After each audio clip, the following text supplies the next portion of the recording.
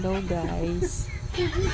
Lagay muna tayo ng facial mask. Actually facial.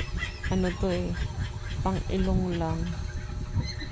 Tinaray ko sa buong mukha.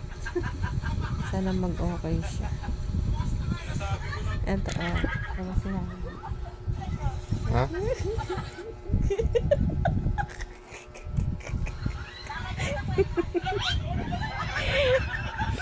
Ang pangit. Sana matanggal yung mga whitehead, blackhead. Baka pati head namin matanggal din. Ang tagal mo to yun.